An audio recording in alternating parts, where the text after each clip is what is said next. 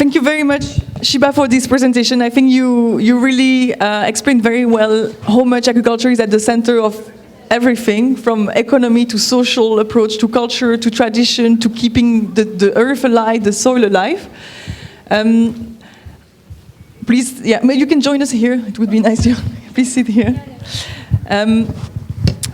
70,000 of rice varieties in 1960, down to 10 varieties mostly used for growing rice. This is really actually the reverse way to resilience, yeah? And I think you explained extremely well how resilience means having a very diverse system, a system where we preserved all these varieties, a system where we preserve the role of, I hope it's me, the role of farmer. Before we head to the next presentation, I'd like to ask from the audience whether you have questions. Cynthia, you raised your hand. Can somebody give the mic?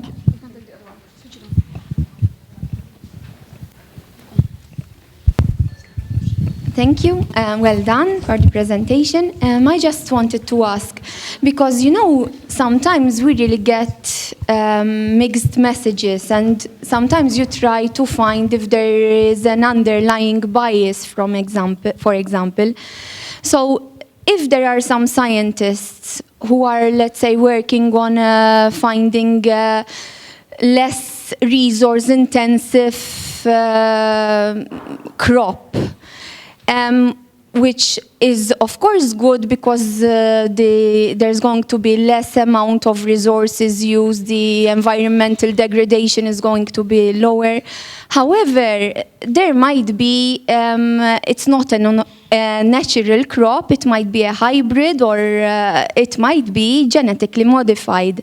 But it would also mean that it is increasing the food security of a particular area within the country, let's say. I mean, what would you choose?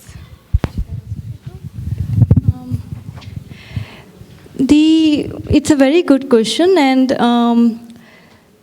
it's always the question. But also, if you have a glass of water and you don't know whether there might be poison in it, would you drink it and test it, or would you rather not drink it at all? So it's the precautionary principle that as of now we do not have enough evidence to support and to assure that genetically modified crops would not hurt the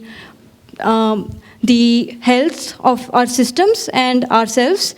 And at the same time, we also have, because we have this amazing diversity, so less resource-intensive crops were already there. In fact, the switch and the transition has been the other way around, from less resource-intensive to more resource-intensive crops in Indian agriculture, because Indian agriculture crops were actually drought-resistant, many of them. We had drought-resistant varieties, but the hybrid varieties are not, most of them. The thing is about the focus. So the focus has been mainly on just productivity, but not realizing that even productivity is affected by changing climate and by changing environment.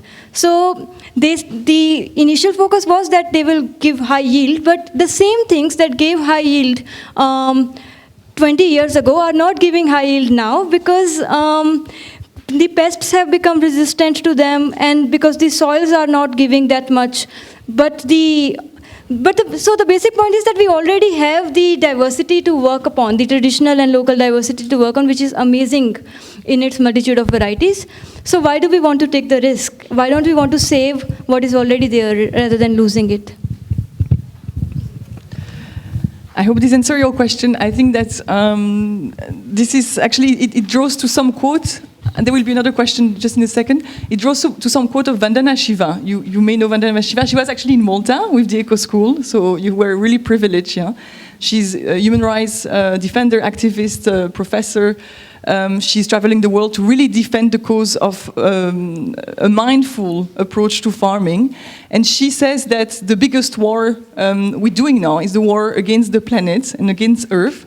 And this is really about all this issue of privatizing or getting rid of actually the diversity of seeds we already have. And instead of actually using the diversity that is adapted to local environment, we bring these magical seeds that are not grown in any environment and that are supposed to be holding all the issues, all the solutions are holding in the seed.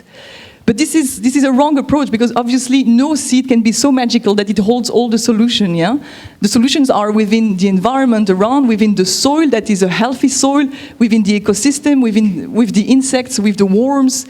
So there is no magical seed that will always provide all solutions. It's a whole environment. And the best you have adapted environment with adapted seed, actually, that has been there for decades, the more resilient actually you are. So there is this whole narrative that we are told that we have these magical seeds that are genetically modified, that will actually feed the world.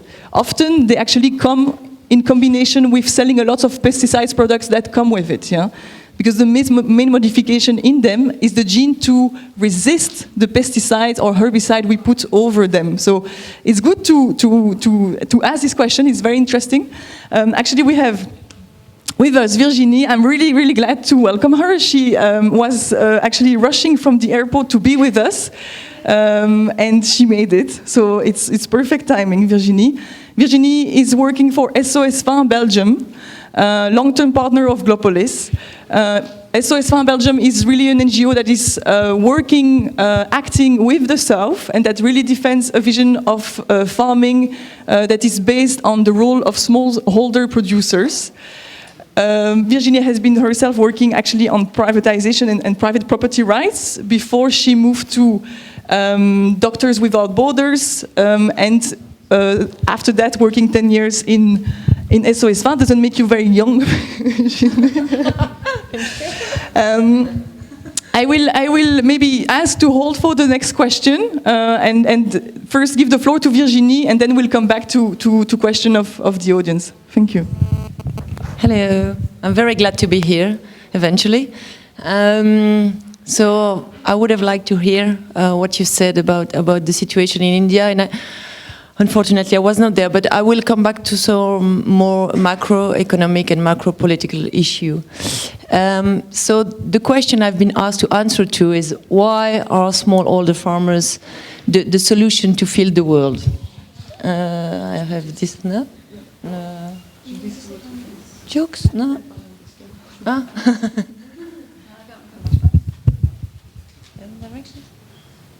I can do it from here, huh? So just to give you back some elements of context, today we still have almost 800 million people suffering from hunger. If we go back 20 years ago, it was almost the same figures, although we can say that it has decreased at the global level as population has increased at the same time. And 2 billion people suffering from malnutrition, which means that they are not eating food that is sufficient to have a decent way of living. And 60 people of them are farmers, actually. There is a problem with my presentation, it's no problem. So the question is also that within all these percentage figures of people suffering from hunger, I will give you the slide later, and they are better on my computer than here, so don't take too much picture of that. 60% of them, of the people that are starving or malnourished or suffering from hunger, there are people living in rural area, they are fisherfolk, they are farmers, they are live breeders, and they do not have enough income to feed themselves and to feed their family. So the question is, how is that possible now? How can farmers, the one that are supposed to feed the world, being the one that are themselves suffering from malnutrition? Yeah. And the question is, it's not a problem of food availability, of disposal of food products and agricultural products. It's really a problem of access to food. It's really a problem of poverty first, and the lack of income of small farmers to be able to feed themselves and feed their the people living in the area. And so this is why we say that Hungary is first a political problem, it's a political issue, it's not at all a fatality, no? It's like this, you know? Some people are starving, it's like this. No, it's really a question of choice, of political choice, and we will go into into details of which kind of policy, actually. And the main policy aspects are the one that we call the agricultural and development policies and the trade policies. So the inconsistency, incoherence between all these policies together and the development policies. So actually if we want the farmers to feed the population, we need to have really strong agricultural policies. And what we observe is that in many of the poorest countries in the world, the agricultural policy are really weak. And we know that in Europe, if we achieved to have people eating food sufficiently, even if now we can say that it's not a really healthy food, after the World War II, it's because we had really strong agricultural policy in Europe. And it has been one of the major achievements, I would say, of the European Union. It's to put in place agricultural policy to boost really farming in Europe, to allow farmers to feed European citizens. And in African countries and Asiatic countries and Latin American countries, what we do observe is that in the 60s and 70s, they really abandon their agricultural strong policies, and they started being really dependent on import of food product at really cheap prices. So it's really a question of agricultural policy, and there is really a need to help these farmers to have the means to produce, to transform, and to sell the production. And it's also a question for all these poor countries of development aid policies. All the industrialized countries, after World War II, they put in place development policies, and mainly within the international institution with a large influence on local donors and bilateral donors, the credo was really to say, okay, let's focus on commodity products, and for all staple products, you will get food import for other countries that are able to produce at a very lower price for topographic reason or whatever the reason. No? For example, it's cheaper and easier to produce rice in India, so don't produce rice in Africa, don't produce rice in Latin America, just import this product, and it will be cheaper and it will feed the population, and you will focus on coffee, on cacao, on all these commodities that we need in industrialized countries, but we can't produce. And so this was really a mainstream philosophy and mainstream policies in the 80s, 70s, 80s, and 90s to say, okay, let's feed the world with cheap products wherever they come from, and let's focus in each area on specific commodities. Yeah. So I'm linking also that with all the trade policies, and mainly in the field of agriculture. It started in 1099 with the WTO, when it was agreed that agriculture was a sector like any other sector, like cars, like technology, whatever.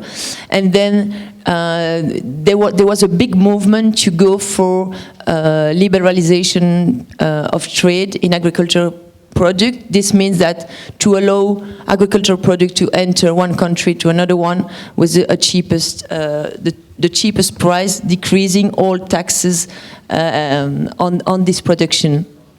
And even if all the multilateral liberalization scheme of WTO did not succeed, because you know that WTO, no, it's a bit stopped. I mean, it's still what the region and the countries have done is to negotiate bilateral trade agreements. And this is one of the reasons why today there is so much opposition to this agreement being negotiated with the United States, which is the TTIP, and with CETA. It's because farmers are afraid to be dumped with agricultural products coming from the US or from Canada. So really, trade policies have a huge impact on the way agriculture can evolve in a country or a region. Because it puts all the farmers on the same market now, and even if they don't have the same cost to produce 1 ton of maize or whatever, they still will have to sell at the same price, which brings this completely unfair competition. So what is this? What are the socio-economic impact of this very unfair competition and all the farmers being on the same market? Now the other one is that, of course, the most productives win on the global market. There is a downward pressure on the prices, an import dependency that increases. Speculation also on food commodities. This is something quite recent that we have observed, is that hedge fund banks and so on are speculating on food products. You have the phenomenon of land grabbing. You have increased urbanization, some words are in the picture, and a high movement of farmers' migration, first to cities, and then from the one living in Africa or in the southern country, the global south, going in our country. So this is a picture which is quite interesting because it shows how prices have increased in 2007, 2008 during the food crisis. So you see that the increase is very high, and it also shows that the countries where you see these the figures of the protest, it shows that in every country which was very close to the sea and then very dependent from imports, the riots have been the higher, because the impact of the increased price on food commodities has been really, really important. Don't take pictures of that. You will have a better one. It's better on the screen. Okay, no, I just say for you because it's not clear enough. It's much clearer there. So it's very interesting to see that it's all these countries that were very dependent on the cheap products coming from abroad that suffered the most from these increased prices in food products.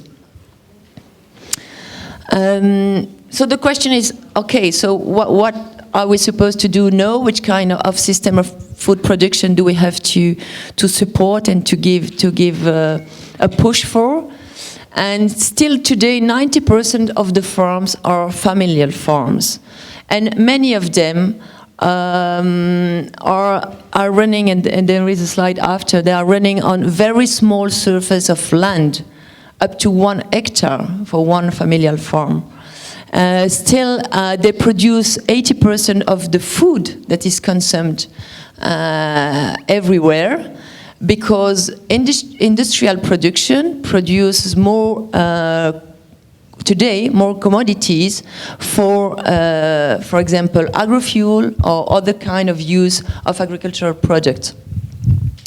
And because farmers represent the majority of the population in the poor country, it's an evidence that there is a need to support them, to allow them to make a decent life, to live from their work, to stay in the rural area, and to feed their own population.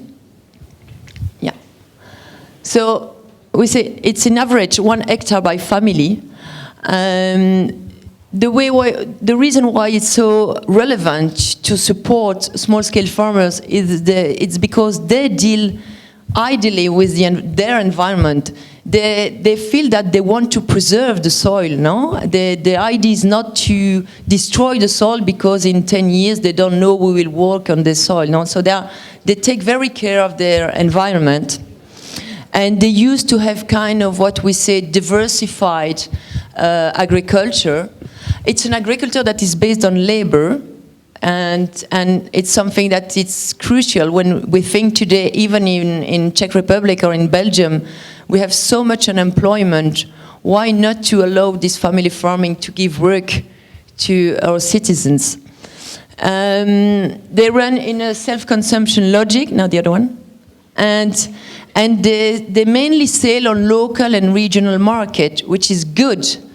And what we see is that when industrialized countries want to help poor country to develop their family farming agriculture, what they want to do is to push them to link with the international value chain, to allow them to produce food to bring on export market.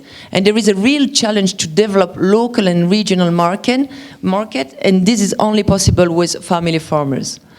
And they are, well, we won't have the time to address this issue, but in terms of climate change, and I guess you spoke about that earlier, no, it was in the program, they are of course very relevant because the way they produce food, it's a way, because they use this diversified agriculture, it will preserve carbon and to keep carbon in the soil and in the plants rather than emitting carbonic gas.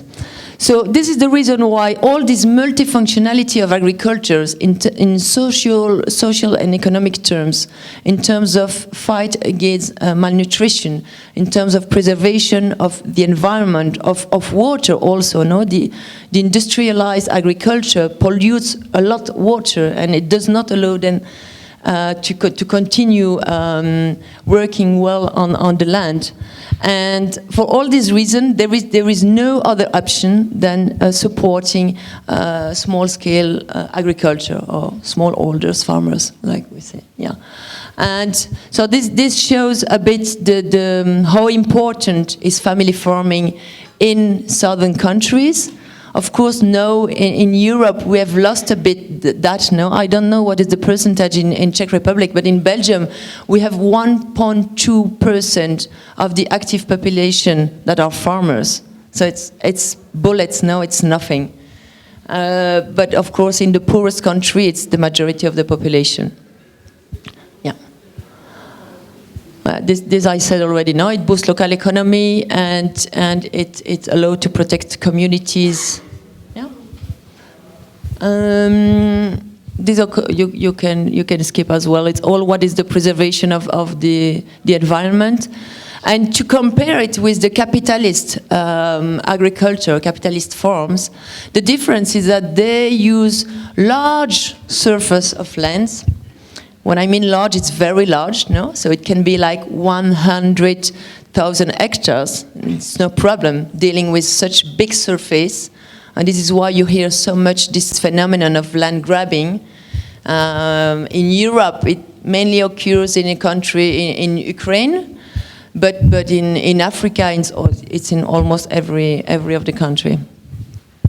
It's an energy that is uses lots of. It's an agriculture that uses lots of energy. So to produce food, they will need much of energy in terms of fossil fuel and calories and everything. So it's not really an option. And they are, like I said earlier, orientated towards international market and not to national market and feeding the population. The objective of industrial farms and capitalist farm is to generate more income, no? Whatever the use of the production is made.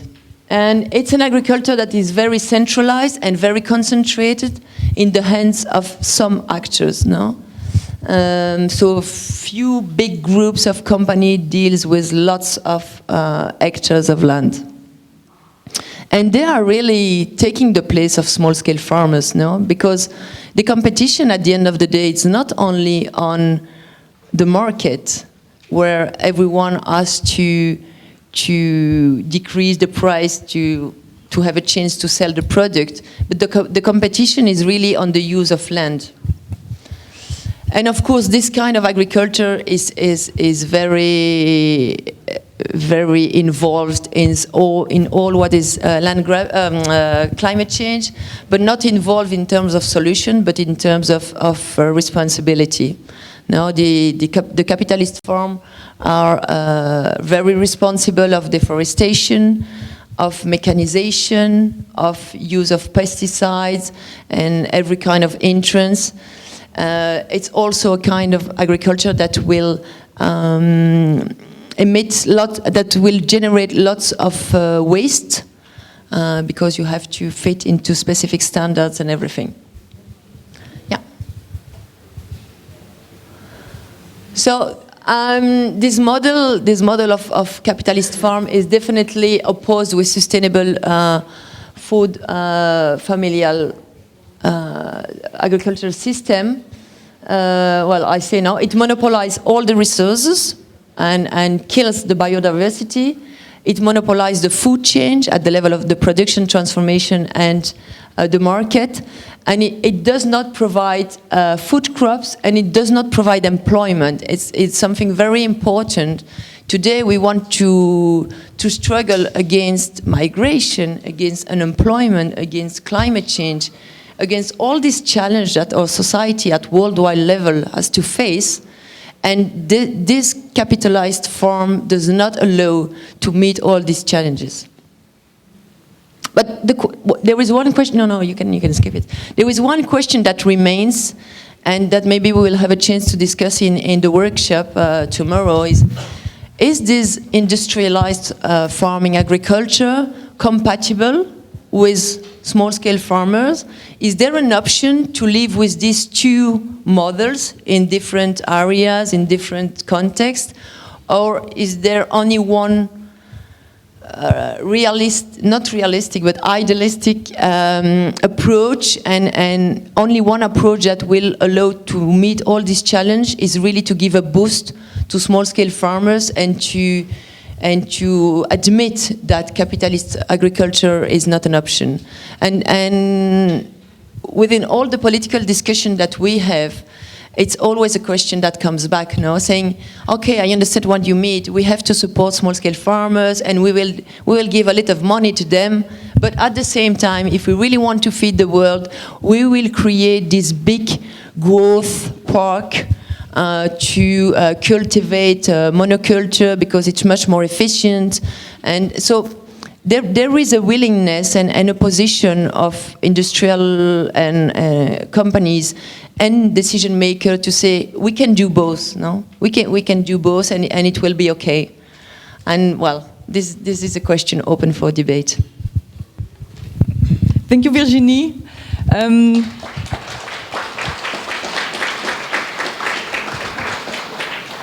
I think you draw a very good panorama, explaining actually how did we get where we are, and especially how these southern countries got where they are, which is like an unfavorable food system where farmers don't make a living, where they go hungry when they have to migrate, a system at the same time where we have industrial agriculture pumping into the air greenhouse gas emission, and what's the way forward? So I think your final question was very good. I think also what is good to say maybe is that in the South there is this strong duality of the system, because majority of farmers are small-scale family farmers who work on small plot of land, who preserve biodiversity, who try to have seed exchange, who try to preserve resources, who really take care of the land because their land is their asset, actually. It's what they have, yeah?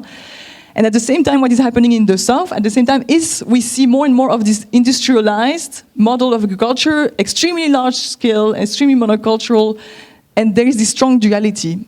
In our countries here, I think the things are a bit more gray, in a way, in between, because it's like we have this kind of, this strong model that you can have in your mind, so industrialized versus smallholder.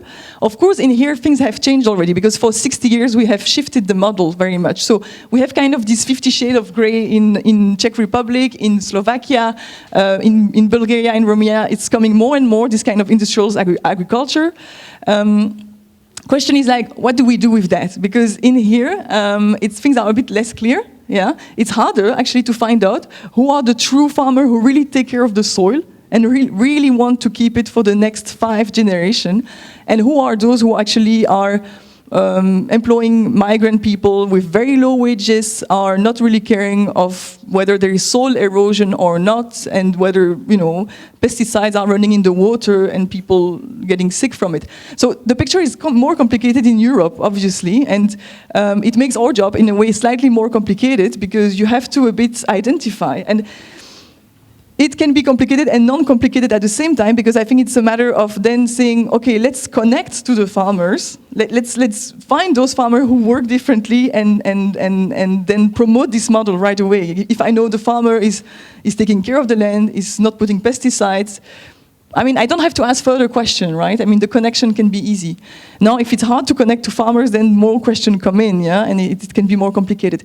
But what I would like to do is not to answer your question, but let you actually now maybe reflect for a second by two, for a few seconds. So if you can turn to your neighbor and kind of reflect whether there is a burning question you have or something that is really unclear for you, and maybe try to each other to answer the question that the other may have. If we can allow 3 minutes to do that, please turn to your neighbor. And in the meanwhile, I will invite Pascal Gbenou to join us back, so that you can join our discussion, if you may come.